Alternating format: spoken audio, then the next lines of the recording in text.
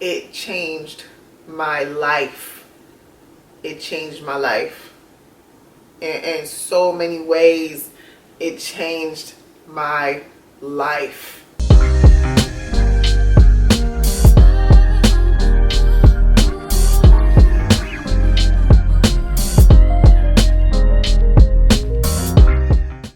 As you can see with the title, this video is about how I purchased my first business. This isn't going to be a tutorial.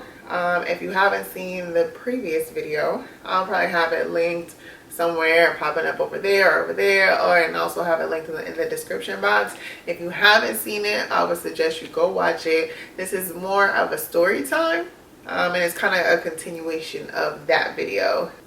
After failing for my business, I just needed structure. I really felt like I needed structure. I failed. All my money was gone. I just needed to pick myself back up and get some money in my pockets. All that hustle and bustle of, oh, I'm gonna go get it and get it. All that hustle and bustle, it was not for me. Not for me no more. I was tired of being stressed out. I was tired of being tired, baby. I needed a job. I went online. I think it was Craigslist or something like that. So I went online. I really didn't want a serious job because I still wanted the stability to have my clothing business or to continue to work. And if you watched that first video, I wanted to explore and figure out what my thing would be. I looked online on Craigslist. I wanted something that still had to do with fashion or to do with sewing. I found a listing for a bikini company. You would sew the bikinis from scratch and, you know, package them, ship them out, and that's what it was. So when I went for the interview, it was a husband and a wife. Me and the husband hit it off very well. He thought I was good for the job, so of course I got hired. I ain't never went on an interview and didn't get hired now. I worked with that company for about 4 years. I think it was me and it was always me and 2 other workers. So it would be the husband and the wife, me and 2 other people working there. I figured it could work. I get cash in my pocket. I can do my sewing on the side, make extra money on the side. So I was excited. I was still going to do the same thing that I was doing. I was okay with it. So when I first started off, it didn't seem too bad, but I don't know if they tricked me or maybe the week that I started off, I don't know, it wasn't too many orders. But listen, the second week and from then on, it was a lot. It was always a lot. I mean, we would be working for hours all the time. We would get there at 6 in the morning sometimes and wouldn't leave till 7 o'clock at night. It was crazy. I wasn't able to work on my own stuff at all. With that type of schedule, I just wasn't able to. During this time, I just wasn't focusing on me anymore. I was really just focusing on getting myself together. I just ended up getting burnt out. I didn't want to do any sewing anymore. I just didn't know what was going on in my life. If I did have any idea, I didn't know how I was going to do it. I just felt in a hole. While that's going on, the husband and wife aren't doing too good at all neither. So mind you, I was with them for 4 years. Worked with them for 4 years. In my perspective, when I first met them, I had no idea why they were together. No idea. I don't know why they didn't even fit. But listen, now that's none of my business. That's neither here nor there. They were good people separately. They just did not belong together. They brought the worst out of each other. So I'll say that. They will argue all the time in the office. We could hear them. We'll be trying to whisper about them arguing and stuff like that. It was crazy. On top of the stress of the business, them learning how to handle it and to maneuver it, keep us happy, them trying to work on their relationship, I think it just all came to a head. It all came to a head, and divorce was on the table. So they told us that they were thinking about getting a divorce. Once again, I was working with them for 4 years. They never talked about a divorce. So when they popped up, they sat us down like you know how in a family, and it's, you know, the kids and then the parents, and then they're sitting you down like having a serious conversation like, so we might divorced, like my divorced kids, like what the hell? So they sat us down serious, like they was heartbroken and stuff. Now this is the thing, I peeped the red flags of this. I peeped the red flags. Because in this business, the husband was the business side of it. He knew the business aspect of it. He could run the business. The wife was more of the creative side. She's going to look for more fabrics and figure out more bikinis and, you know, new bikinis and things like that. But she didn't know how to do nothing business-wise. She wasn't savvy like that, which a lot of times it is two different lanes, you know. He had a car business. He had a car business. And I used to work with him in the car business too. I used to probably make like $1,200 a week with them. $1,200 a week just with them. Because it would be the sewing business. We ended up negotiating a bigger price of me working with them during the week for the sewing business. And then I also would work with his car business. But he ended up buying 30 cars and putting them on Turo to rent them out. So I used to help him run that business on the weekend. And then I will work with the bikini business during the week. I already seen the red flags. He don't want that bikini business. As they're talking to us more, they're basically saying that they want to get out of both the businesses. They ended up approaching me. Me and the husband, of course, hit it off very well. He thought, he just really seen a lot in me. He's seen a lot in me. He took me under his wing. He always talked to me about business. He always gave me advice on whatever I was doing. We just really hit it off. Now, he wasn't an a-hole. But we hit it off. I can deal with those type of people. Like, you know, me and him could talk our shit together and we can go back to normal. We could argue and we can go back to normal. So we hit it off and he really took me under his wing. So he taught me everything about the car business. He taught me so much about the bikini business. So whenever he wanted to sell everything, he came to me like, hey, you want to buy all this stuff? I don't know what money he thought I had. So he's talking to me. He told me he wanted to sell a bikini business to sell it to me for $300,000. He wanted to sell it for $300,000. I was like, oh my God. Now, I wasn't really tripping that that's the price that he asked for. Because mind you, it's a husband and a wife. Before they even started the car business, the husband and the wife is living off this bikini business, and they got 3 employees full-time living off this bikini business. So I'm like, all right, I kind of understand the $300,000 price. So all right, but I can't do it myself.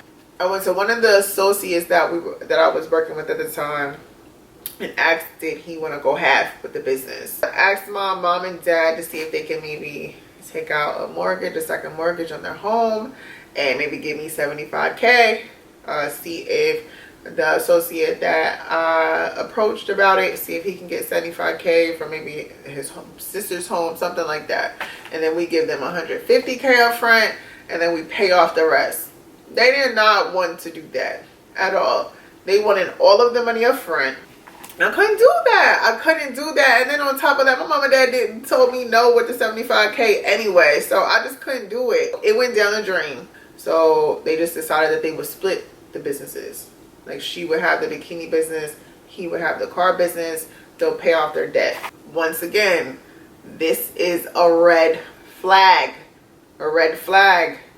She's good and creative, but in order to run a business, you really got to be business minded. So I went and got a job. I went and got a job at a bank, and I still worked with the bikini company though, just not as much. The other people that worked at the bikini company, the 2 other employees, they didn't see the red flags. With everything that was going on, I knew more. I knew more, only because I talked to them both more. Both of them taught me so much about every aspect of the business. I could search for the fabrics. I knew what to look, how to cut the fabric, how to sew the fabric, how to string it, package, ship it, everything, how to print the orders out. I knew how to do every part of it. So my idea, this may sound bad, and I'm sorry, but I knew that this business was going to fail. I wasn't able to buy it when they offered it to me for $300,000, but I knew if I just waited long enough,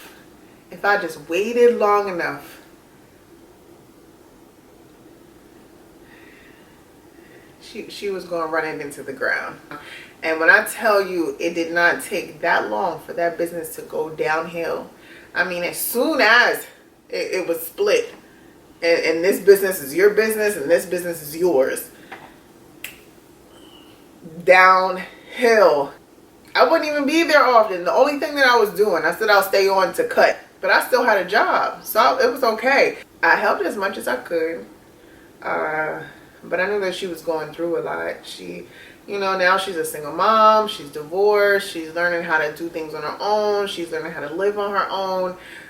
So it was just a lot for her to deal with. One day, it was a Sunday. One day, I'm just laying in bed, and I get a text, and it says, "Tasia, do you want to buy this business? If you don't buy it, it'll be shut down by Friday." What? The crazy thing about this is my boyfriend was just like, "Why are you still working there? Like, leave that alone. Leave that alone. You're not even getting that many." Sometimes I wouldn't even charge her for the 4 or 5 hours that I worked. Because I was that focused. My boyfriend was just like, "Leave it alone. Quit. There's no reason to be around." And I just knew. I knew it. I just knew it. That if I was, because they already approached me the first time they wanted to sell the business. So if I quit, then I'm out of sight, out of mind. Like, out of sight, out of mind. So I wanted to be in sight. I wanted to be in mind. So when she offered, when she sent that text, I was just like, "Oh my God. Thank you, God. Thank you, God. Thank you." So we're going back and forth. We're talking about a price. Long story short, she sold this business to me for $17,500. I did not stutter. 17.5. It went from 300,000, and then just stay a little bit patient. Not even within a year. It had to be 8 months. It had to be 8 months, and she sold it to me for 17.5. And I talked her into that. Not even giving her the 17.5 up front. I gave her $5,000 of a down payment. And I said I'll pay the rest within a 6-month period. And that's exactly what I did. So once again, we had this conversation on Sunday. I gave her $5,000 on that Friday. The money was coming into my bank account on the next Monday. Just like that. It is still crazy. I purchased the business, and it became mine on March 6th. 2020. I think it's March 6th or the 5th. I think it's the 6th though. It's that Monday, March 6th, 2020. And it changed my life. It changed my life. In so many ways, it changed my life. Who would have known that I would have walked into that interview 4 years prior and think that I'm going to make a lot of money with these people and I'm going to own this business? Who would have known that? Who would have known? They taught me so much. They poured so much into me. They trusted me with so much. They believed in me. It's just absolutely crazy. And even though it all happened at the demise of their relationship, which is of course a bad thing, like, so much good came out of it. You know, when you think about it, is another man's trash is another man's treasure. You know, she couldn't wait to get rid of that, and I couldn't wait for it to be mine. Just remember, you don't know what opportunities are going to come along. You don't know what experience are experiences are going to come about from a situation, but just take everything that you can out of it. Soak it up. I know a lot happened in their relationship, and I don't know. I don't know if they know. I don't even know if they even really care. But I am so grateful for them. I'm so thankful for them, just for believing in me. And both times, whenever they felt like they wanted to get rid of something, they thought of me. Hey, I want you to have this, you know? It's crazy. It's so crazy. It's so amazing. I still have my bank job. I still own that business. If you want to, definitely click the bell at the bottom. You'll get another video, or you'll get a notification about another video about why I decide to keep my job at the same time that I'm building my business. It'll show you all the bills that you have whenever you're owning a business, all the different things that you have to pay for. So if you've made it to the end of this video, thank you for watching. Thank you for supporting my channel. Don't forget to subscribe. I'm still trying to make it to that thousand subscriber goal, and that goal of owning a business. I made it. Tasia made it.